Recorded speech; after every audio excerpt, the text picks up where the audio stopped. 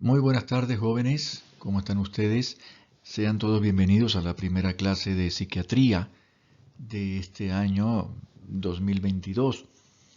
Eh, bueno, voy a estar con ustedes durante todo el año. Esta es una clase del cuarto año de medicina de la Universidad de los Andes en San Cristóbal, en Venezuela. Hoy vamos a hablar de una clase introductoria de los trastornos de ansiedad, como es la respuesta ansiosa. Quisiera agradecer la colaboración de la doctora Keilin Alcántara, quien ha colaborado conmigo en la elaboración de esta clase. Bien, yo quisiera empezar por comentarles que los trastornos de ansiedad son un grupo de patologías de la esfera del estado mental que van a ser muy comunes en su práctica médica. En general, el paciente con ansiedad, con una crisis de ansiedad, sea cual sea, va a acudir en primera instancia al médico general y va a ser evaluado por el médico internista o por un grupo de especialistas para descartar en primer lugar una enfermedad, llamémosla por así decirlo, orgánica. Muy bien, porque las manifestaciones de la ansiedad, dependiendo del tipo de trastorno de ansiedad, pues se pueden semejar mucho a un problema cardiovascular, a un problema respiratorio, a un problema hormonal. Y el camino correcto es que primero se descarte la patología orgánica para, por supuesto, dedicarnos a la patología mental. Sin embargo, ustedes se van a dar cuenta de que los síntomas muchas veces son tan claros que orientan definitivamente a una enfermedad de la esfera de la ansiedad.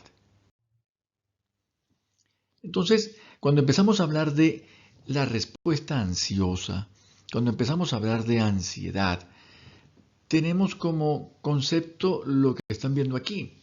Fíjense, es la reacción a una situación, muy bien, o a un objeto que es, bueno, en el que son prominentes diversas manifestaciones de ansiedad. Es decir, la enfermedad se desencadena debido a una situación o a un objeto, a algo que existe. Muy bien. Y como ustedes ven en el segundo ítem de esta diapositiva, los síntomas principales tienden a ser síntomas físicos, síntomas muy similares a cualquier otra enfermedad. Dificultad para respirar, dolor abdominal, aumento de la frecuencia cardíaca, irritabilidad, entre otros.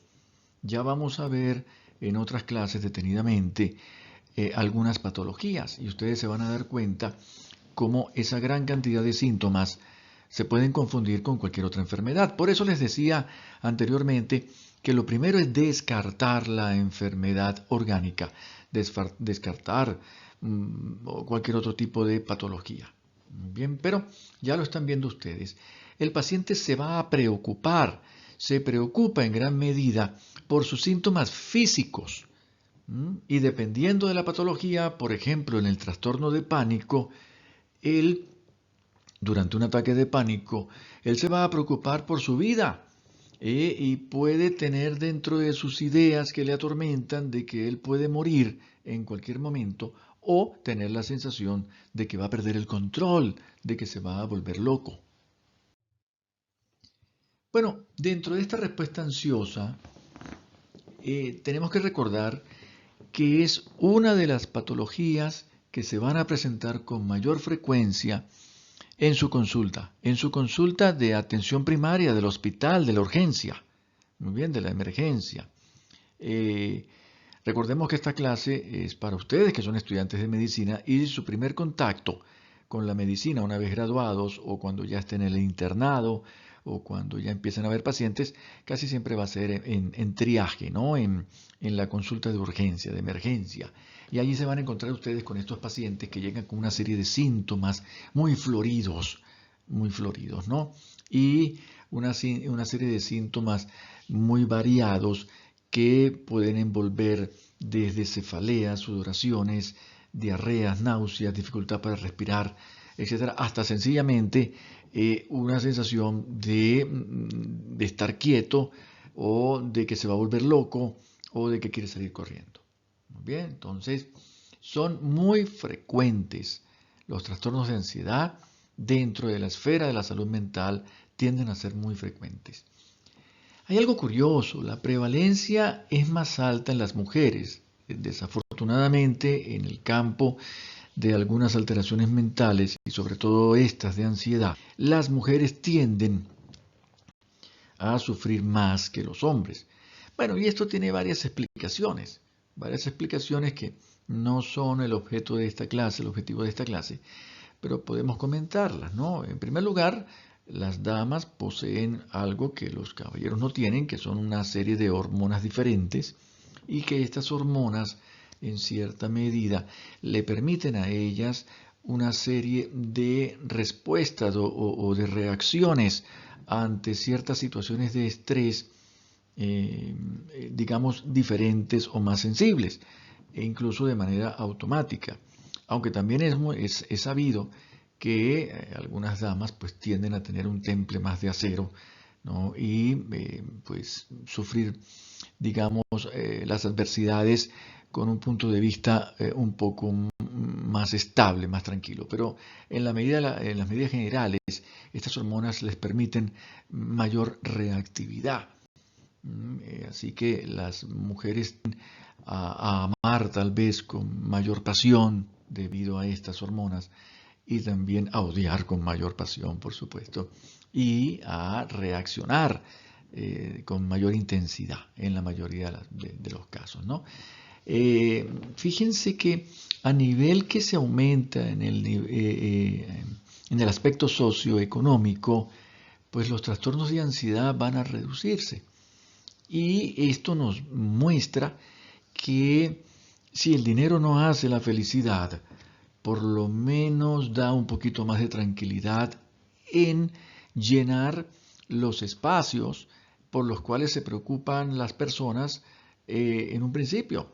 La alimentación, el vestir, muy bien, digamos su casa, porque todo esto quita las preocupaciones, es decir, una persona que se encuentra en un nivel socioeconómico bajo y que debe en cierta medida salir a buscar el pan y a luchar, ¿no? Porque no lo boten de la casa, que no ha pagado el arriendo, porque no tiene para darle de comer a sus hijos, etcétera. Esto pues me genera mucha ansiedad para algunas personas. Así que cuando el nivel socioeconómico es más bajo, los problemas de ansiedad pues están más a la vuelta de la esquina. Perfecto. Así que una posición económica, ya sabemos que hay personas que pueden tener su posición económica ya salvada, una condición económica estable que les permite vivir con comodidad, pero aún así siguen presentando ansiedades porque sus sueños, sus aspiraciones van siempre mucho más allá. Pero esto ya es harina de otro costal. Muy bien, esta es la forma como la gente ve la vida, que puede estar muy relacionada, por supuesto, con la ansiedad. Continuemos. Bueno, todas las teorías psicológicas intentan explicar por qué las personas sufren de ansiedad. Y cada corriente tiene su punto de vista. Yo soy de los que piensa que no hay una corriente como tal que sea la dueña de la verdad y que necesitamos en gran medida alimentarnos de todas las corrientes psicológicas. Ya les he comentado que mi orientación es psicoterapia integradora, de la cual me he preparado para esa, y nosotros vemos digamos, la psicoterapia con unos aspectos muy integradores, ya sea conductistas, sistémicos, muy bien, psicodinámicos, y es el enfoque, ¿no? Que se le puede dar a un abordaje terapéutico. ¿Cuál es el más apropiado para este paciente? ¿En qué momento es el más apropiado para este paciente? Y puede variar. Así que la teoría psicoanalítica, ellos, pues la orientación es que la ansiedad, bueno, viene a manifestarse por una serie de eventos inconscientes que la persona no conoce, pero que están allí y que en algún momento se instalaron. Muy bien, así que puede ser el desplazamiento de una ansiedad, bien, puede ser la sublimación, puede ser la proyección, pero el hecho es que existió o existe en algún momento algún evento que generó miedo, que generó ansiedad, y ese sigue estando inconsciente dentro de nosotros y sale a flote en algunos momentos en particular. Eso, los que llevan esta corriente, pues tienen unas intervenciones terapéuticas apropiadas para resolverlo por esta corriente. Tenemos la teoría conductual que tiene que ver con la conducta. Y bueno, ellos proponen que es una respuesta condicionada a un estímulo ambiental específico, una respuesta que en algún momento se asoció con la persona y que ahora se sigue manifestando ante ciertos estímulos. Pues muy fácilmente sería con el ejemplo con las fobias específicas. Ustedes recuerdan que hay personas que dicen que se sienten nerviosas cuando el médico o la enfermera les está tomando la tensión arterial y que ellos entonces en ese momento aumenta la tensión arterial. Ellos utilizan mal el término, es muy conocido el término de hipertensión nerviosa o de usted es hipertenso, señora. Bueno, pero solamente emocional. Eso a la hora de la verdad no existe como tal. Es verdad que la ansiedad es un desencadenante de la crisis hipertensiva, pero la crisis hipertensiva emocional como tal no existe, pero es muy conocida y muy utilizada por las personas. Entonces, pues la teoría conductual dice que en algún momento se asoció, por ejemplo, ese color blanco de la bata del médico o de la enfermera, se asoció a un temor, a algo que le produjo miedo, y eso se generalizó, y ahora cada vez que ve lo blanco, bueno, le puede dar miedo, le puede dar ansiedad. Así que bueno, eso por allí se puede resolver. Los existencialistas, por su lado, muy bien, ellos comentan que la ansiedad es parte de nuestra vida, que la ansiedad es parte de nuestra existencia y que hay que aprender a manejarla y aprender a controlarla, porque nos vamos a enfrentar en la vida a diferentes circunstancias, diferentes metas que hay que cumplir, diferentes conflictos, y todo esto va a generar ansiedad. Cuando usted se va de la casa a estudiar para la universidad a otra ciudad, cuando usted se va a casar, cuando usted tiene sus hijos, cuando tiene un trabajo nuevo, etcétera. Todo esto va a generar ansiedad porque esto es parte de la existencia y hay que aprenderla, hay que, bueno, llevarla y con la edad y con la experiencia la vamos manejando. Así que todos tratan de explicar, no son las únicas corrientes, por supuesto, hay muchas más, y todas tratan de explicar la ansiedad a su manera y está muy bien explicada y podemos tomar de una forma ecléptica un pedacito de cada una de ellas. Continuemos. Fíjese, este flujo que vemos aquí nos permite, mm, digamos, integrar todo lo que hemos visto. Fíjense que la respuesta ansiosa puede ser una historia familiar. ¿Y esto a dónde nos orienta? Nos orienta a que las personas pueden haber generado ansiedad porque la aprendieron en su casa. Una historia familiar, no un antecedente familiar que también ya lo veremos más adelante, el que sigue. Esta es una historia familiar. Ustedes saben que hay familias que aprenden, es decir, que enseñan la ansiedad a los miembros del resto pues, de ese núcleo familiar. Se sientan a almorzar digamos, a la mesa, y no hacen sino contar las tragedias que les han sucedido en el día y cómo es posible que el jefe me dijo tal cosa, el que se ha creído de mí y cosas así, ¿no? Entonces tienden a generar y a vivir en un mundo lleno de ansiedad que va en cierta medida transmitiéndose a sus hijos y a los que están allí. ¿Mm? Yo recuerdo, yo les comentaba, siempre comento esto de la ansiedad. Yo llevé a mis hijas a un curso de inglés, ellas tienen 10 años, 9 años, y las llevé a un curso de inglés y bueno, mañana hay un examen, perfecto, en la universidad. Ellas me dijeron, bueno papi, ya estudié, voy al examen. Bueno, sí, hija, aquí te espero, no hay ningún problema.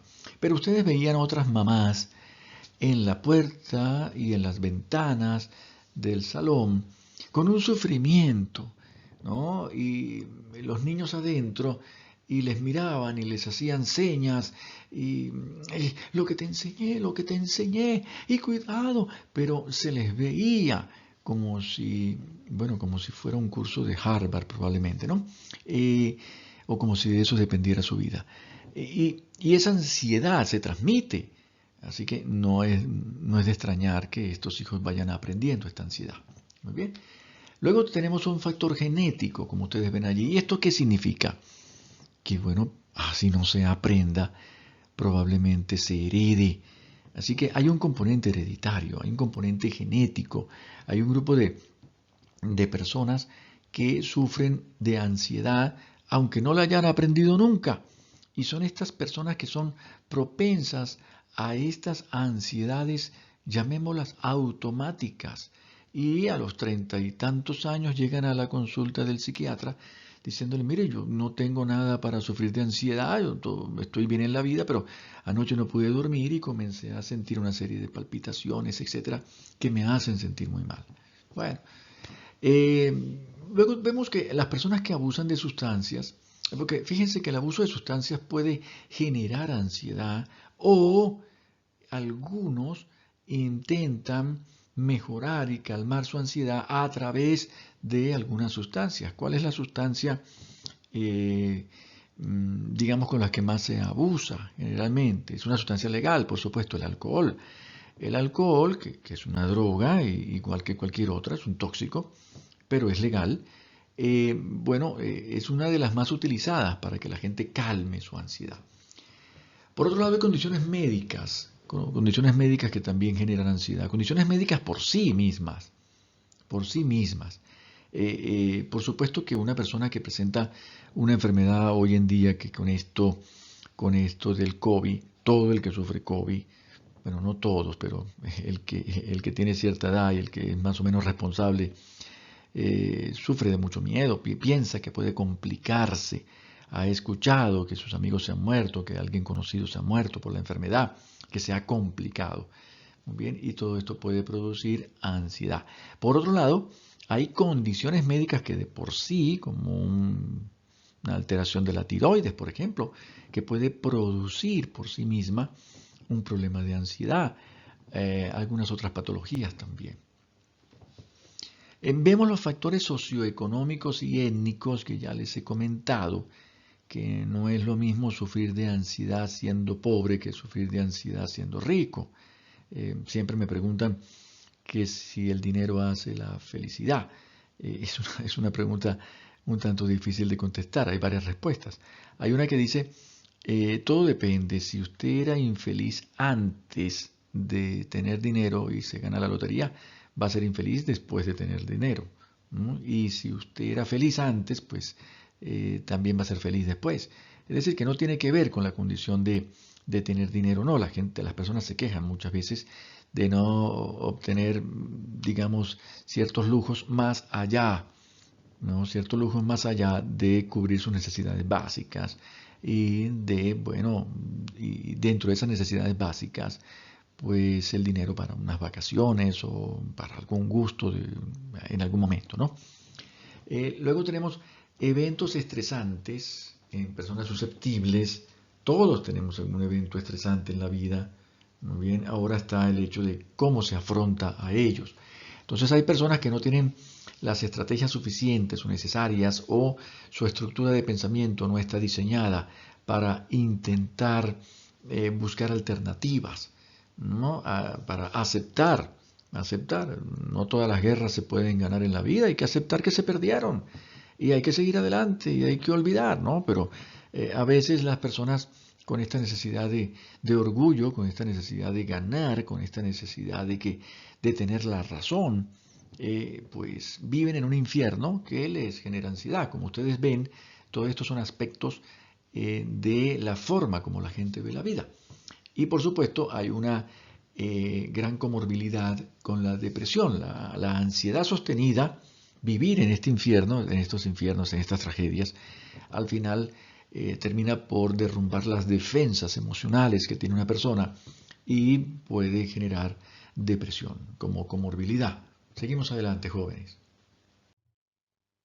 Bueno, pero toda ansiedad no es patológica y en cierta medida, como veíamos anteriormente con los existencialistas, muy bien, la ansiedad es una condición no solamente normal, sino que en algunas eh, situaciones de la vida puede ser incluso hasta favorecedora, porque el que tiene ansiedad pues va a confrontar el peligro de dos maneras, o se prepara para la lucha o huye, escapa. Claro, prepararse para la lucha hoy en día lo podemos ver de otra manera, no es necesariamente prepararse para caerse a golpes con la otra persona, pero si usted tiene un examen, hoy en día está muy de moda que por lo menos los jóvenes estudiantes de Venezuela una vez que se gradúan se van para Estados Unidos o para otros países, pero vamos a suponer para Estados Unidos. Y en Estados Unidos tienen que convalidar su título de médico a través de una serie de exámenes que creo que se llaman STEP, que son exámenes de medicina muy complicados. O los que se van para España y quieren hacer una especialidad, pues tienen que prepararse para el MIR.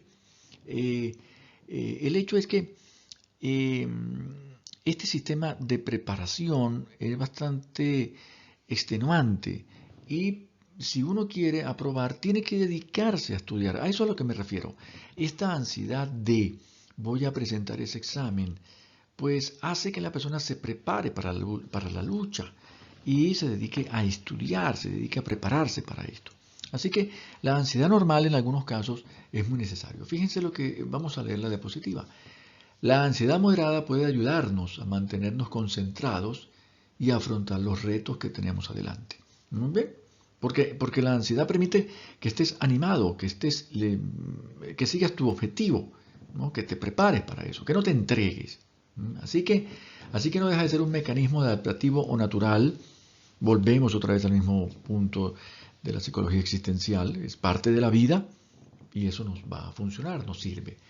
Así que cierto grado de ansiedad proporciona un componente adecuado también para tener precaución en unas situaciones que pueden ser peligrosas en la vida, tanto como para evitarlas y escapar.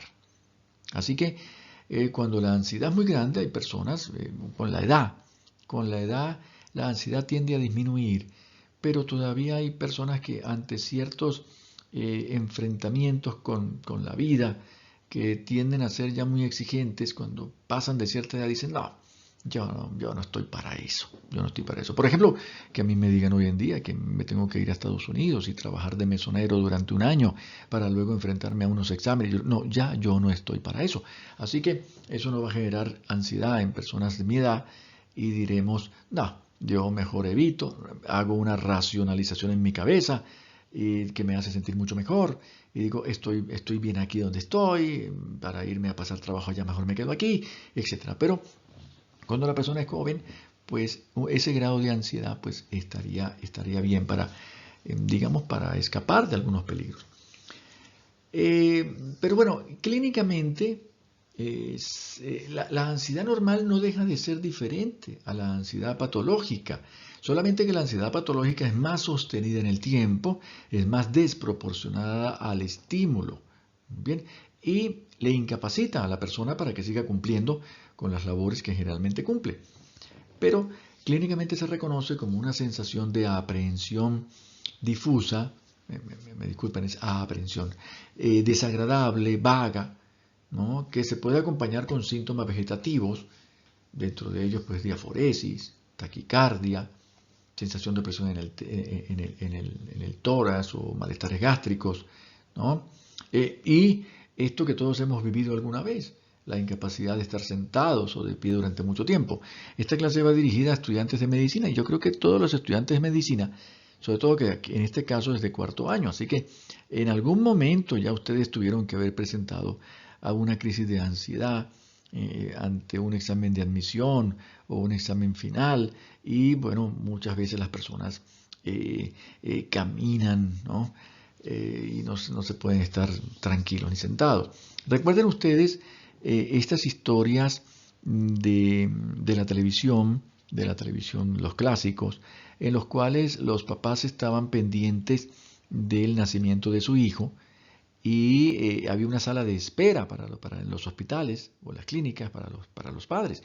Y ellos se la pasaban fumando y caminando, esperando a que el doctor saliera para que les dijera, nació varón o es una niña.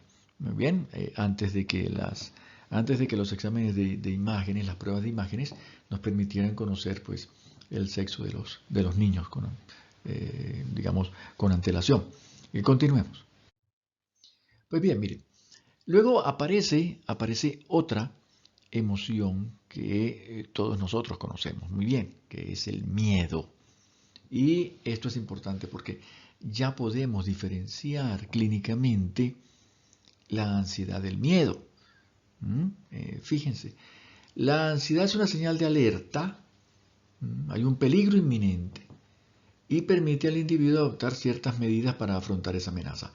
Pero el miedo es otra señal, muy bien, que se diferencia por lo siguiente, muy bien, es conflictiva, es el miedo en cierta medida es hacia un estímulo conocido, hacia un estímulo que usted conoce, hacia algo, voy a utilizar este término que no dice nada y lo dice todo a la vez, hacia algo que usted más o menos conoce. El miedo es una sensación, una emoción hacia un estímulo conocido, pero con la ansiedad, y hablando de ansiedad patológica como tal, muchas veces es una amenaza desconocida, es un temor que en ocasiones la persona, el paciente lo experimenta, un temor hacia sus pensamientos negativos que todavía no se han dado.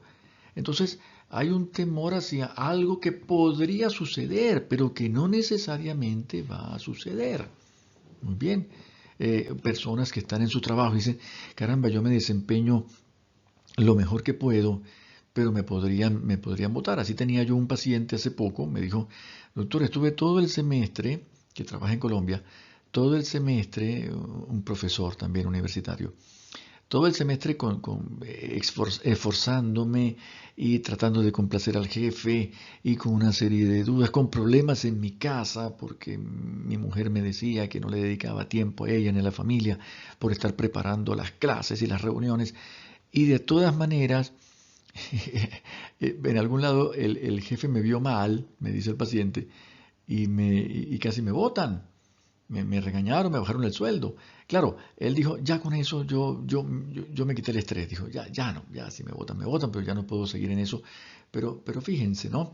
Era una ansiedad hacia un supuesto de lo que puede llegar a suceder. Así que la ansiedad, en cierta medida, viene a ser una reacción patológica, mientras que el miedo es una de las emociones. Cuando vemos las clases de las emociones, siempre vemos las emociones naturales, y el miedo es una de ellas que nos protege. Bien, sigamos adelante. Bueno, como ya les comenté, los síntomas, la clínica de la respuesta ansiosa, de la ansiedad, tiene dos componentes, ¿no? Unas que son las fisiológicas, de las que ya hemos hablado, y ustedes tienen allí un cuadro que les muestra todo, ¿no? Y la otra que es la psicológica. La psicológica, que es esta sensación que a veces es hasta difícil de referir. Uno le pregunta al paciente, el paciente dice, mire, es que yo tengo como una ansiedad. Ajá, muy bien. Y cuénteme qué siente cuando está ansiosa.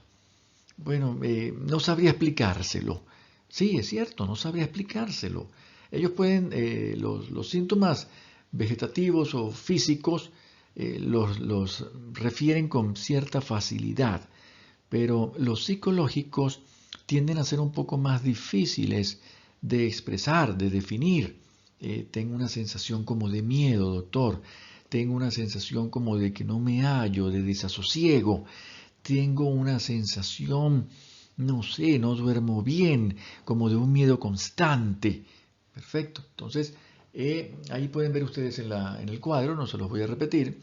Muy bien, la mayoría, algunos de los síntomas físicos, pero en los síntomas psicológicos está la sensación de vacío que puede tener en la cabeza, una sensación de despersonalización, como que yo no estoy aquí, como que toda mi vida pasa es una película y yo estoy fuera de ella, entre otras. Muy bien. O la sensación de que me voy a volver loco, o la sensación y el miedo de que voy a morir. Adelante. Bueno, el DSM-5, como ustedes ya lo saben, tenemos dos clasificaciones a nivel internacional, por lo menos aquí, en esta región. En Asia tienen su clasificación los asiáticos, muy bien. Probablemente en África también, en Europa hay una clasificación también. Pero nosotros tenemos la clasificación, dos clasificaciones grandes. La de la OMS, la Clasificación Internacional de las Enfermedades Mentales, que la sigue 10 en este momento, a punto de salir la 11, pero que no termina de salir, pero en cualquier momento llega. Y tenemos, esas clasificaciones son de todas las enfermedades, de todas las enfermedades. Lo que sucede es que hay un apartado para las enfermedades mentales, que es la que nos compete a nosotros. Y el DSM-5 no es otra cosa que un manual estadístico de Estados Unidos, de la Asociación Americana de Psiquiatría, que en un principio pues se utilizó como, digamos, para investigación, estuvo muy bien porque reúne una serie de criterios. Criterios como que, bueno, para poder entenderse aquí en la China y en cualquier parte del mundo, ellos dicen, bueno, un trastorno de ansiedad debe de reunir ciertas características. Por ejemplo, bueno, presentar síntomas físicos, presentar sensación de que se va a volver loco, estoy aquí inventando, ¿eh? Y eso debe de ser una vez, digamos, al día durante 3 veces a la semana y debe durar 6 meses, etc. La cosa es que hay una serie de criterios para que se pueda entender un psiquiatra, un investigador de aquí con otro de cualquier otra parte, porque antes cada quien hacía sus propios diagnósticos y cada quien le ponía sus propios nombres y cada quien consideraba lo que podía estar pasando o no. Ojo, esto no quita en ningún momento la clínica, no está por encima de la clínica. Ustedes van a hacer el diagnóstico de la enfermedad de ansiedad, del trastorno de ansiedad. Ustedes lo van a hacer por clínica. Ahora bien, lo van a clasificar por los sistemas de clasificación. Porque para llevar estadísticas a nivel mundial se necesita clasificar. Entonces, ¿cuántas personas sufren de ansiedad en Venezuela? Pues dependiendo de lo que esté clasificado. Probablemente eso no esté funcionando, ¿no? Como debería. Pero en otros países sí. Entonces hay una base de datos a nivel nacional, ¿no? Cada hospital de las regiones manda eso y bueno, hay una base de datos general y dice, bueno, en Venezuela, en Colombia, en Ecuador, en Chile, la prevalencia del trastorno de pánico es tanto. ¿Por qué? Bueno, porque esa es la base de datos que está registrada a nivel nacional de todos los médicos que han puesto ese diagnóstico. Así que, pero recuerden que en toda medicina, no estoy hablando solamente de psiquiatría, en toda medicina, el diagnóstico usted lo hace con la clínica, con lo que usted aprendió, con los síntomas y los signos y el interrogatorio y los antecedentes y todo esto. Muy bien, pero cuando lo va a clasificar para las estadísticas del país, pues es importante mirar, bueno, yo sé que tiene esto, pero vamos a ver si reúne los criterios, ¿no? Perfecto. Entonces fíjense que según la clasificación americana del DSM-5, de la APA, los trastornos de ansiedad generalmente están clasificados en estos grupos. Trastorno de ansiedad por separación, vamos a ver un poquito de cada uno de ellos. El mutismo selectivo, la fobia específica o la fobia simple, trastorno de ansiedad social o fobia social, el trastorno de ansiedad generalizada. 6, el trastorno de pánico. 7, hay un especificador del ataque de pánico que está dentro del trastorno de pánico, ¿no? Ya les comentaré qué es eso. Bueno, se lo puedo decir ahora mismo, es que el trastorno de pánico está compuesto por ataques de pánico, pero un ataque de pánico no es un diagnóstico de enfermedad mental, el trastorno sí. Un ataque de pánico es un episodio donde hay una erupción de síntomas de ansiedad que se rigen por ciertas características, que ya las veremos en el trastorno de pánico cuando veamos la clase de trastorno de pánico, la duración, la intensidad, etc. Pero eso puede suceder en cualquier otro problema de ansiedad. Es decir, un trastorno de estrés postraumático, una fobia específica, puede tener un ataque de pánico. Perfecto. Pero no es el diagnóstico. El diagnóstico es trastorno de pánico. Tenemos agorafobia, el trastorno de ansiedad generalizada. Se repitió en esta diapositiva, me disculpan. Muy bien. Otros trastornos de ansiedad. Y aquí hay un grupo que son los trastornos de ansiedad que son generados por medicamentos o por tóxicos o por condiciones médicas. Y está el trastorno de ansiedad especificado, el no especificado, que ustedes saben que es cuando alguien tiene un trastorno de ansiedad y no se sabe por qué lo tiene. Muy bien, bueno, adelante. Entonces, fíjense, cuando hablamos del trastorno de ansiedad por separación, lo primero que nos viene a la mente es el trastorno de ansiedad en los niños. Porque existe un trastorno de ansiedad por separación en niños, que es cuando probablemente sea la edad más frecuente, pero eso no significa que no pueda ocurrir en la adolescencia o no pueda ocurrir en la adultez. Y esto lo voy a decir así en gran medida y luego leemos un poco, digamos, los criterios. Eso no es otra cosa que una persona, un niño o un adolescente, que siente ansiedad cuando, por ejemplo, sus padres se van. El papá sale a trabajar y el niño tiene ansiedad, desarrolla una ansiedad de que el papá no va a regresar. No va a regresar porque algo le va a pasar. Se va a morir, lo va a atropellar un carro, lo van a secuestrar, lo que sea. Y él se va a quedar solo. Esa es la persona con la que tiene apego. Generalmente con la que tiene apego. ¿Ven? Los adolescentes también le puede suceder y cuando se es adulto también. Pero ojo, ustedes dirán, ¿y estas damas que son intensas, doctor? Mire, profesor, hay damas que son intensas, que no te vayas, que yo te quiero, que no me dejes sola. No, una cosa es el trastorno de personalidad dependiente, muy bien, que es una condición, una forma de ser de la persona. Y otra cosa es esto, que ocurre con la persona a la cual le tiene apego, pero que generalmente, si es en un adulto, probablemente antes no la tenía y viene a tenerla ahora, en un momento dado, durante, digamos, 6 meses o más de 6 meses para que se haga el diagnóstico. Entonces, fíjense, los criterios dicen que deben ser más o menos 3 de estas circunstancias. A ver, un malestar excesivo y recurrente cuando se prevé, cuando se sabe que una persona se va a separar del hogar, ¿no? Entonces algo le puede pasar.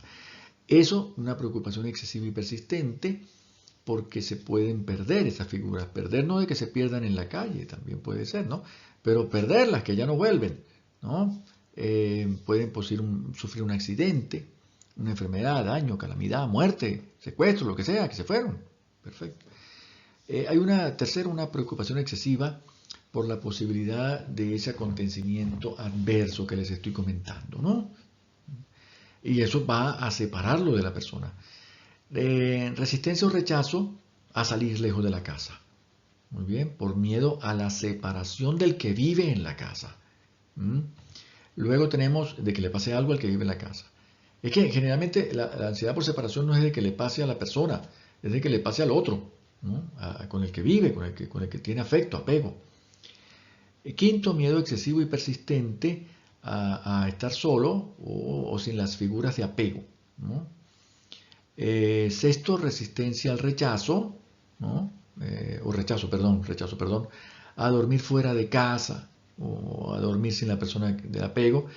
Hay pesadillas, pueden haber pesadillas que son repetidas sobre el tema de la separación, de que se muere la mamá, de que lo dejan solo. En los niños estas pesadillas tienden a ser, digamos, no frecuentes, sino que, sino que tienden a formar parte del sistema, de los temas, del sistema temático de las pesadillas de los niños, que a sus familiares les pase algo, a su mamá, a su papá le pase algo. ¿Bien? Quejas repetidas de síntomas físicos, bueno, cuando esto sucede. Perfecto. Bueno, ya vemos entonces lo que es la ansiedad por separación, todo esto lo vamos a ver aparte. Perfecto. Luego tenemos otra patología que era el mutismo selectivo, y esto no es otra cosa que, fíjense cómo lo dice, selectivo, que la persona comienza a sufrir de ansiedad y deja de hablar en ciertos escenarios, en ciertos ambientes. Así que, por ejemplo, en la escuela deja de hablar cuando hace las preguntas del profesor. No, ya no hablo, me da mucha ansiedad, me da miedo, pero eso no suele suceder en otras situaciones. En la casa sí habla, salen a la cantina y ahí habla, es capaz de que habla con el profesor fuera del, eh, digamos, del salón. Y es cuando muchas veces hay que diferenciarlo de la fobia social, pero podríamos considerarlo que hay personas que dicen, no, yo me bloqueé, tenía que exponer, me hizo una pregunta al profesor y yo no hablé. Y eso que me la sabía. Muy bien. Entonces, es un fracaso constante, como dice ahí, hablar en situaciones sociales específicas. Muy bien. Pero no en otras. En otras. Es decir, la fobia social es para todas, mientras que el mutismo selectivo, como su nombre lo dice, es solo para esa. ¿No? Así que eso, por supuesto, va a interferir con el éxito de la persona o con la comunicación social. El trastorno de pánico, este sí lo vamos a ver nosotros por completo, con tratamiento y todo, porque es uno de los más frecuentes y de los más importantes que les van a llegar a ustedes a la consulta, a la clínica, pues allá al hospital. Pero bueno, esto no es otra cosa. El trastorno está compuesto por ataques de pánico. Se define como una crisis intensa de ansiedad, ¿no? Con una sensación de catástrofe. Y se caracteriza porque los ataques duran poquito tiempo, aproximadamente entre 5 y 10 minutos. Pero se desencadena un miedo a que le vuelva a dar el ataque, porque los ataques son inesperados, no se sabe cuándo llegan. Y esto se denomina ansiedad anticipatoria. Y la persona entonces no sale de su casa, ya se queda encerrada, no sale, porque bueno, tiene el temor de que le vuelva a dar el ataque en cualquier otro lugar. No hay sí hay diferentes teorías de por qué puede suceder esto, ¿no? Pero el único factor social que parece estar comprobado, que se ha visto más relacionado, es el antecedente de un divorcio o una separación. Así que, como ustedes ven, todo esto puede estar muy relacionado. La próxima. Bueno, ya les comenté que los ataques de ansiedad se caracterizan por ataques de pánico. Muy bien, pueden ser varios en un día, 3 a la semana o pocos al año, y afecta más a las mujeres que a los varones. Tenemos la agorafobia. La agorafobia, su nombre como tal, es otro trastorno de ansiedad, es referido a problemas, temor, ansiedad en lugares, en espacios abiertos. Pero esa definición se ha ido modificando un tanto porque no es solamente espacios abiertos, también pueden ser espacios cerrados.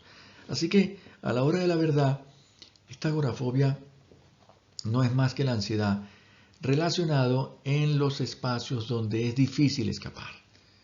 Ustedes ven la foto allí de alguien que está en el metro, está metida, escondida allí, o en un ascensor. Hay gente que sufre, que le da miedo estar en un ascensor porque tiene la sensación de que no puede escapar de allí. O alguien que está en una plaza abierta, grande, muy bien, se va, por ejemplo, vamos a ver, van a Madrid, se van a Plaza Mayor, van a Barcelona, se van a las Ramblas, qué sé yo, van aquí en la misma ciudad y se van a la Plaza Bolívar. Pero están en el medio, allí hay mucha gente y ellos piensan, si me da algo aquí, ¿quién me va a ayudar? Nadie, yo no conozco a nadie. Pero la verdad es que no es que estén pensando, esta situación de estar allí les va generando ansiedad, con síntomas de ansiedad. ¿Okay? Es probablemente la mayor de las fobias discapacitantes, ¿no? Y puede interferir de manera significativa en el funcionamiento del individuo, ya sea en entornos sociales, laborales.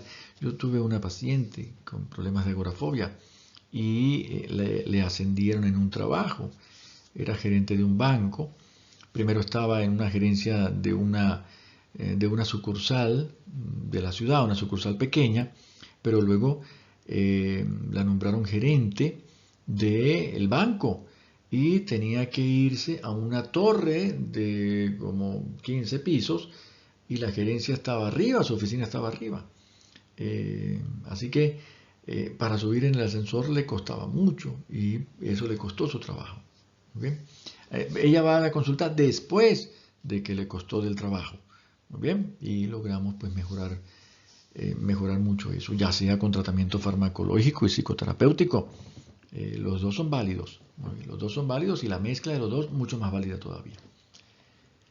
Bueno, la mayoría de las veces esto se inicia después de un acontecimiento traumático, después de haberse quedado encerrado en un ascensor o de haber tenido, digamos, una crisis en un avión o haber tenido algún inconveniente en un espacio abierto. La próxima.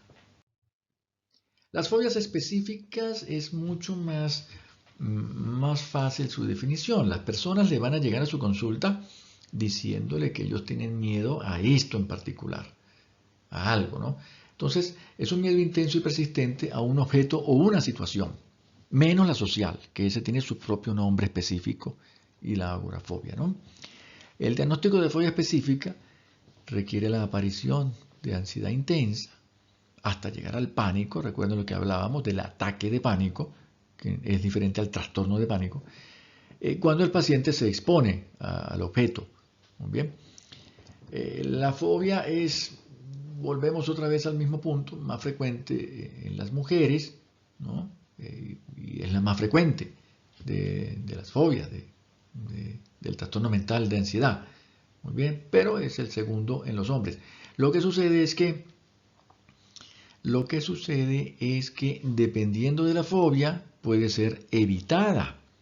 Hay personas que son fóbicas a las alturas. Tengo un paciente que me dijo, doctor, yo no sabía que yo sufría de vértigo en las alturas, pero aquí en Venezuela, en Caracas, hay una montaña, un cerro, un pico que se llama Cerro El Ávila, y para allá va un teleférico.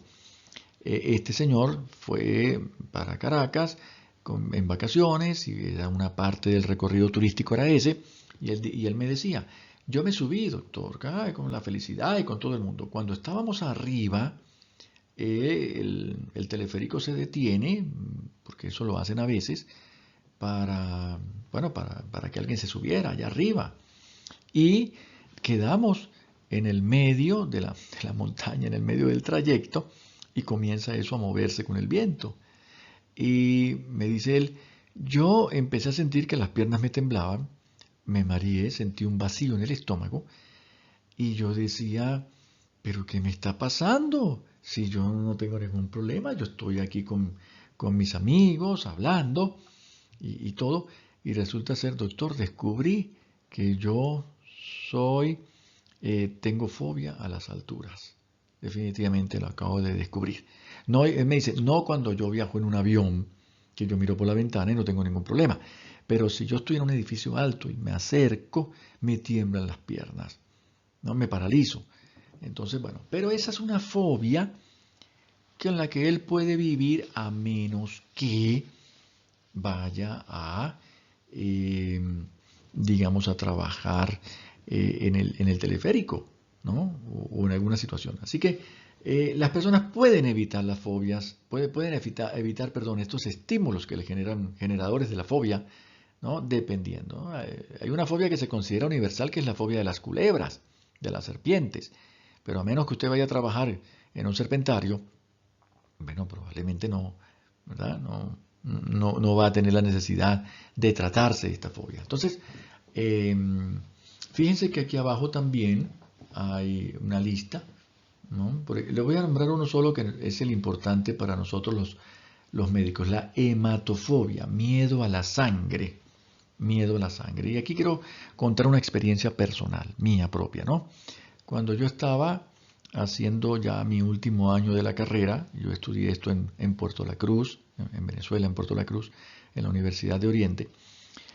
Una vez llegó también un herido, éramos 3 o 4 los que hacíamos la guardia de estudiantes, y llegó un herido, bueno, y lo pasamos, y empezamos a tratarlo, digamos, a detener la hemorragia, y estamos allí trabajando de lo más entretenidos con nuestra medicina, y el paciente afortunadamente estabilizado ya, su vida no corría riesgo, y yo empiezo a sentirme mareado.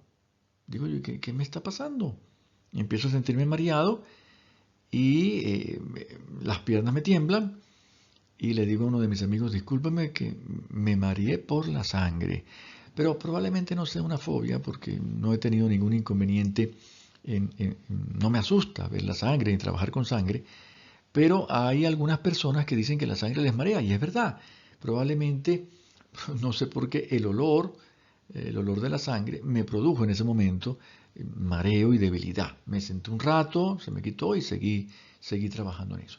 Pero los médicos, pues si ustedes sufren de hematofobia, está difícil la cosa, necesitan tratamiento, por supuesto, para poder terminar la carrera, porque ustedes después se pueden dedicar a una especialidad en la cual no vean sangre, epidemiología, psiquiatría, no sé en cuál otra no verán sangre, ¿no?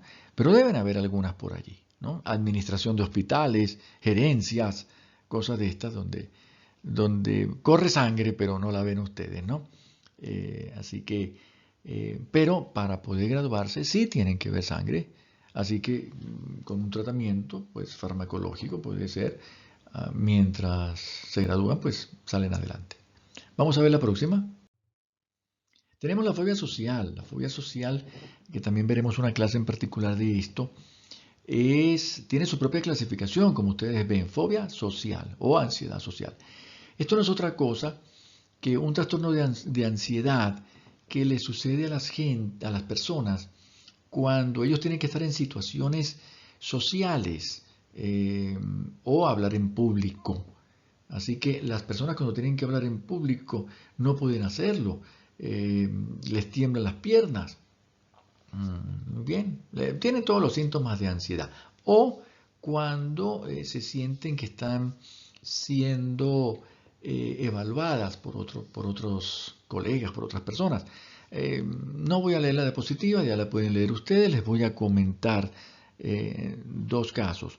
Hay un caso, 2 casos de mi consulta.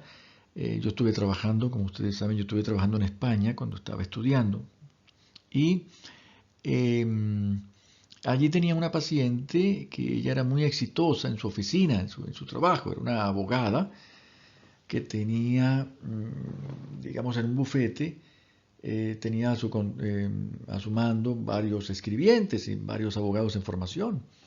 Y un día comenzó a sentirse que no podía escribir porque tenía la sensación de que los demás le estaban viendo y evaluando si escribía bien o mal. No podía tomarse un café. Así que, bueno, llegó a mi consulta y, bueno, hicimos el tratamiento mixto, farmacológico y de psicoterapia, y mejoró. Afortunadamente fue algo de lo que se curó. Bueno, a lo mejor tiene sus recaídas de vez en cuando, pero puede ser tratado. Pero les pongo ese caso, ¿no? Y el otro caso interesantísimo es de lo que llaman hoy en día coaching, de un motivador, de una persona que da conferencias, y esta persona se sube al escenario y da conferencias de motivación y que la vida es bella y adelante, pero sufre de fobia social, ¿no? Y él me dice, Él va a mi consulta, por supuesto, yo le indico sus fármacos y él me dice, cada vez que yo tengo que dar una de estas conferencias, me tengo que tomar una pastilla antes de subir allá. Me tomo la pastilla media hora antes, se me quita todo y bueno, y soy el dueño del escenario. Pero para que ustedes vean, ¿no? Claro, él no da charlas motivacionales sobre la fobia social, da charlas motivacionales de otras cosas, pero si la diera de la fobia social, bueno, la comprendería perfectamente. Sigamos adelante. El trastorno de ansiedad generalizada, voy a leer solamente la primera, es una ansiedad, una preocupación excesiva por acontecimientos durante la mayor parte de los días. Y ahora sí voy a poner la otra parte que no está escrita aquí, pueden leerlo ustedes allí. Es una ansiedad, la persona se preocupa muchas veces por problemas pequeños o problemas que no le convienen, que no le competen, perdón. Mire, es cierto, en este momento coincidimos esta clase con la invasión de Rusia a Ucrania, que es un hecho mundial, pero como otros lo dicen, hay guerras en otras partes, pero bueno, esta es la que está, la que nos interesa a nosotros porque es la que está cerca, ¿no? La de Europa, la que está aquí cerca. Entonces, las personas probablemente dejan de dormir por la guerra de Rusia, de Ucrania. Está bien, ¿no? Es algo preocupante. Las imágenes hoy en día con las redes sociales no se pueden ocultar y esto es algo devastador. Luego hay otras personas que comienzan a preocuparse por con quién se casará mi hija. A mi hija acaba de hacer la primera comunión y entonces qué bonita el traje que tiene, parece una novia, ay, ¿con quién se casará? Espero que no se case con un marihuanero, espero que no se case con no sé quién, que es un hombre que la quiera, que la respete, etcétera. Y comienzan a preocuparse por una serie de eventos que no tienen la mayor relevancia, pero esa es su estructura de pensamiento, una preocupación constante por eventos que no han pasado, que probablemente no lleguen a suceder y que tal vez no competan mucho a la persona. Muy bien. Y todo el tiempo están con una ansiedad constante. Y en algunas ocasiones no hay ni siquiera algo de qué preocuparse, sencillamente es un automatismo y una ansiedad constante, a diferencia del trastorno de pánico, de los ataques de pánico, ¿recuerdan? Que eran por ataques. Bueno. Luego tenemos las ansiedades debido a una afección médica o ansiedades por sustancias y medicamentos, ¿no? Ya los hemos dicho, hay enfermedades que pueden llevar a la ansiedad y hay enfermedades que dentro de su sintomatología y su fisiopatología está la generación de ansiedad. Muy bien. Y luego hay medicamentos, en eso tenemos que estar nosotros muy al día. Hay medicamentos que producen ansiedad. Ustedes saben que la mayoría de los broncodilatadores pueden producir taquicardia y esta taquicardia genera ansiedad en el paciente. Hay medicamentos que producen insomnio, hay medicamentos que producen una activación de, digamos, de los sistemas de alarma, de alerta, y esto pues genera ansiedad. Así que cuando el paciente les diga que un medicamento les ha caído mal, pues lo menos que podemos decir es, no, eso no, ese medicamento no da eso. No, a ese paciente sí. Puede ser que los medicamentos no, hasta antibióticos. Hay antibióticos que la gente los toma y le genera modificaciones en su estado de ánimo. Muy bien. Algunos se sienten decaídos y otros se sienten ansiosos. Muy bien. Así que tenemos que estar pendientes de eso. Sigamos. Bueno, existen diferentes tratamientos. No me voy a referir aquí al tratamiento farmacológico porque eso lo vamos a ver en el trastorno de pánico y allí podemos hablar de del diferente arsenal terapéutico desde el punto de vista farmacológico para el tratamiento de los trastornos de ansiedad. Pero en cuanto a los tratamientos que no son farmacológicos, sino que son de psicoterapia, y ojo, ¿quién puede hacer psicoterapia? Bueno, primero que nada hay que tener un entrenamiento en psicoterapia. El hecho de que usted sea o de que alguien sea psicólogo o sea psiquiatra, pues no lo hace experto en psicoterapia. Perfecto. Cuando se gradúan las personas de psicólogos o de psiquiatras, bueno, han visto, muy bien, han visto psicoterapia, han visto cómo funcionan las psicoterapias, diferentes tipos de psicoterapias, que sería lo más apropiado. Hay universidades u hospitales que se jactan de que ellos son de cierta orientación cognitivo-conductual o psicodinámica o ericksoniana, lo que sea, y entonces enseñan solamente eso. Bueno, eso es perjudicial para el residente que no aprende las otras, pero bueno, él decidió estar allí en ese hospital. Eh, pero se sale con un conocimiento vago.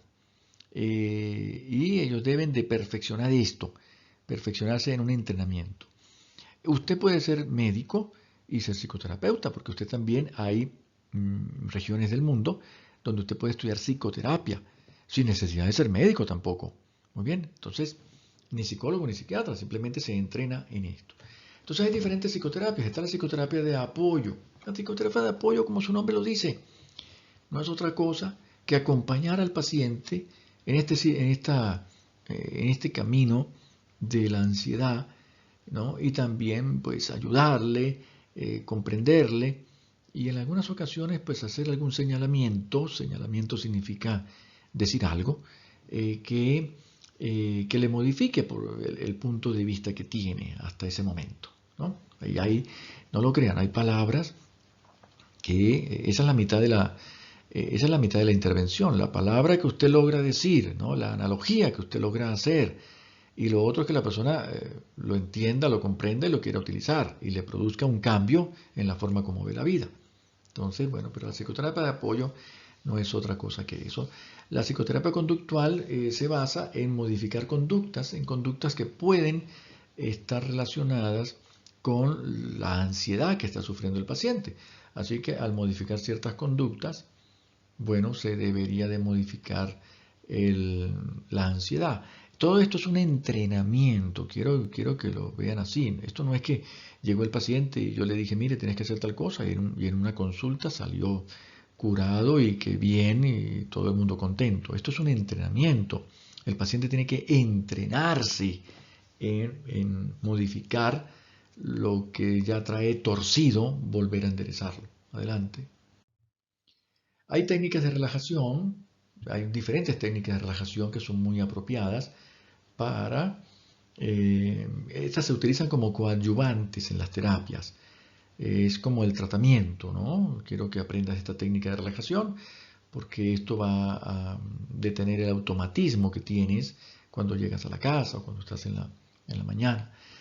En la mañana, pues para empezar el día.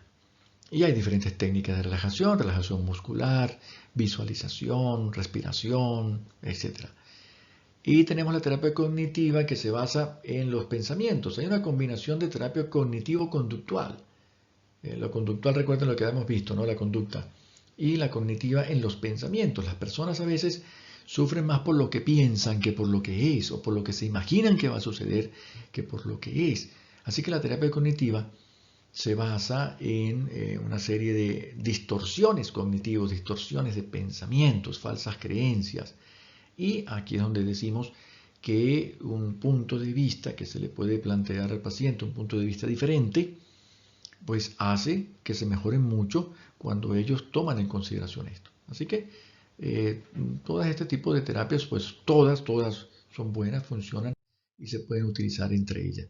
Quería mostrarles esta porque hoy en día con los adelantos tecnológicos, la terapia virtual, la realidad virtual es un gran instrumento. Vamos a suponer que es una persona como está aquí el de la fotografía, ¿no? Que le tiene miedo a las arañas. Yo le tengo miedo a las arañas y a las serpientes. Pero bueno, pero vamos a suponer que es alguien que tiene que trabajar con arañas. Puede irse acercando virtualmente con arañas que aparecen en sus escenas, en sus ojos, muy bien, o con el que tenga fobia social con multitudes. Claro, esto previo entrenamiento, no es que se le va a poner el aparato y mire, hable aquí en público. Previo entrenamiento, con relajación y con visualización y con desensibilización sistemática, una serie de estrategias que se utilizan en psicoterapia, puede mejorar. Pero lo que quiero decir es que así como los pilotos de avión pueden entrenarse hoy en día con realidad virtual, pues los pacientes también pueden mejorarse con realidad virtual. ¿Okay? Bueno, Hemos terminado esta primera clase, es una introducción a la respuesta ansiosa. Espero que haya quedado bastante claro y luego ya en las siguientes clases vamos a ver, en la mayoría de lo posible, el trastorno de pánico, ¿no? Sus características y el abordaje del tratamiento farmacológico, para que ustedes pues puedan iniciar un tratamiento en caso de que cuando ya se gradúen de médico pues tengan los conocimientos básicos para el inicio del tratamiento. Todos estos trastornos, el especialista es el psiquiatra. Muy bien, el especialista en el tratamiento farmacológico y psicoterapéutico, si tiene entrenamiento para eso, es el psiquiatra. Los psicólogos clínicos, los psicólogos con entrenamiento en psicoterapia, pueden también tratarlos, pero no pueden enviar medicamentos. Así que el tratamiento puede ser en conjunto. Perfecto, multidisciplinar. Pero lo que quiero decir con esto es que el médico para tratar esto no es el internista, ni es el ginecólogo, ni es el traumatólogo, porque no se trata de dar una pastilla. No se trata de dar una pastilla y decir, ay, olvídate de eso, tómate esto y te vas de fiesta y te vas para la isla de Margarita y allá te... Eso no es. El psiquiatra, el terapeuta, va a hacer una serie de preguntas, va a indagar de dónde viene esto, va a hacer una serie de intervenciones y de señalamientos para lo que está entrenado. Esto sería igual a que un psiquiatra comience a tratar hipertensiones arteriales, ¿verdad? Comience a tratar crisis de asma. Es decir, podemos hacer el tratamiento inicial en la emergencia. No hay nadie más. Venga, le voy a indicar tal medicamento para la tensión, pero tiene que ir a ver rápido un cardiólogo, un internista, un hipertensiólogo. La crisis de asma, ¿cómo no? Este inhalador. Muy bien, usted se hace 2 puffs cada cierto tiempo de esto, aquello, se toma aquello, pero tiene que ir al neumólogo. Al neumólogo. Muy bien. Así que quiero que quede bien claro de que ustedes deben de graduarse con la capacidad para tener la impresión diagnóstica de un trastorno de ansiedad, el inicio del tratamiento de un trastorno de ansiedad y enseguida referirlo. ¿A dónde? Al psiquiatra. Muy bien. Y si ustedes son internistas el día de mañana, pues el mejor internista es el que va a saber y va a referir al paciente. Muy bien. Al especialista que tiene que ser. Entonces, con eso quedamos muy claros. Bueno, espero que haya sido de su agrado, que haya sido entretenida y nos vemos en la próxima clase, jóvenes. Muy amables.